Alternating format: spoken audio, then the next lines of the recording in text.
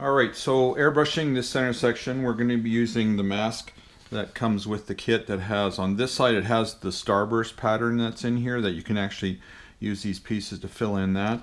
What I want to use, this is all the section we're going to use to do the airbrushing here. What we want to do is we want to take this piece of the mask off, just the outer side, and use that because we need to mask just the outside of this dark gray area from the rest of the model so we don't get any overspray. So all we're going to do is we're just going to remove the outside of this mask. So we're not throwing it away, we're going to keep it. I don't really need all of it, I just need just the top part. Now the light is going to be coming in from the top side on a 45-degree angle. So what we need to do is we need to put this mask on this side. Just kind of laid in there. All this is doing is just protecting the model from overspray. So just as close to the line as you can get. Now this is these are the sections I was saying that as these sit a little higher than the other ones, what I've been doing is using a razor knife, and once I get this in place, just to prevent this from pulling up, is you can score or cut this mask. And that at least keeps the mask flat to the model or to the light. We'll just put the bottom piece on. Nice thing about the gray mask is you can put it on and pull it off a number of times. It allows a little bit of fudge room for you. Now it might not fit in an exact circle because as we were building this model with these pieces that move in and out, this is probably not going to be an exact circle, but it's pretty close. Alright, so that'll be that. The other piece you want to use is this center section here. Now we're just going to cover the center of this for now. And I'll show you why we're going to do that. Again, these sections are a little off, so we're going to cut this. Almost the same thing you did when the windows were being put on.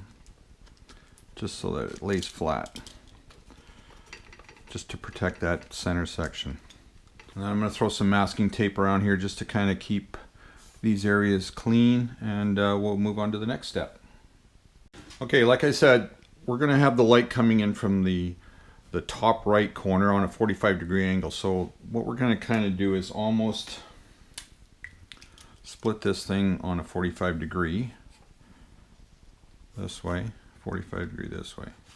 Alright, these lines are just for guidelines on a 45-degree.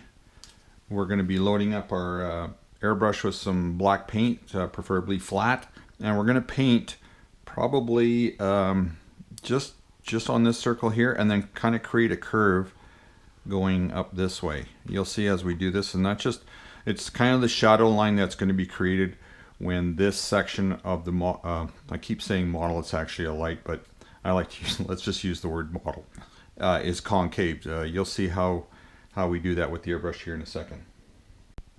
Okay, we're going to start airbrushing this. Like I said, we're going to airbrush a circle that's kind of just below this mask we have here and curving up somewhere about a third of the way into this one. So somewhere in here and a third of the way up this one.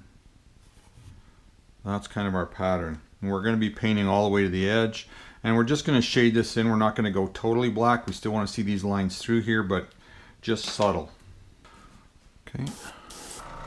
We're just going to start with light coats. You can always add in more paint.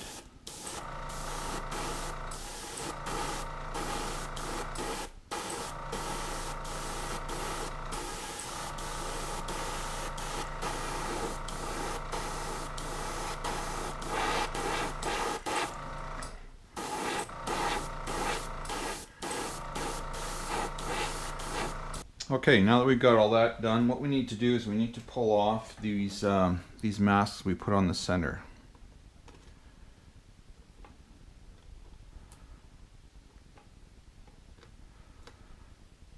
Now what we want to do is we still want to see this circle, but we don't want it to be that bright. I kind of want it to be a little toned down. So we're just going to take the airbrush and just tone it down just a little bit.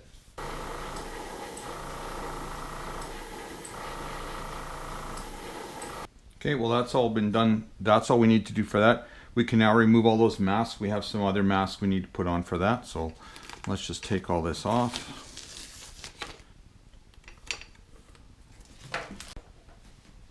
Okay, now keeping the black in your airbrush, we're gonna use two masks, this one and this one. We're gonna create a dark shadow under this side and a dark shadow underneath this side here. Again, from the 45-degree angle. So again, you can just pull these off.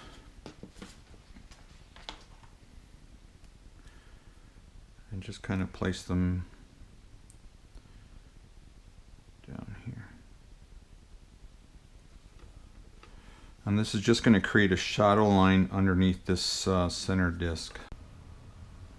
Okay, now for this larger shadow line, I've actually put some clear transfer film on top of this mask, because otherwise it's just going to come apart, and this is a lot easier to lay it in and keep this line nice and straight. So we'll do that.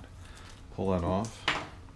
Again, like on a 45-degree angle, kind of just place it at the bottom, at the outer side of that gray line we have.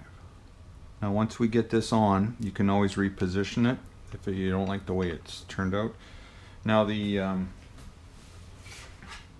gray mask doesn't stick very well, so, and being that we're on a round object, it's even going to be harder, but this will at least get it down so you got the space is maintained around here. But if you work at it, just start peeling it and then hold it down and work with it as you go around. We can always touch that up after. At least it helps maintain that space for you. So now you can just eyeball it and just see if everything is where you want it to be. And we'll just throw some tape around this, because all we want to do is we just want to paint this kind of a crescent moon just black. So let's get all this taped off and we'll get that painted. Okay, so we've got this crescent moon all painted the dark black, and this one here, we can now pull all these off. Alright, so we got the dark black shadow line on this side done, the one under this side done. Don't worry about any scratches or anything on that. I mean, it just adds to it. It's not a perfect Death Star. It's supposed to look a little beat up. So the other thing we're going to do is we're going to do another one of these right on this side, but this one's going to be white because, like we said, the light is coming in from the top, right? So we'll lay that one in, give that a coat of white, and see how we come out with, or how it works. Alright, so we got our white line painted there, and you can kind of see, kind of gives us an illusion of concave weapon on the Death Star.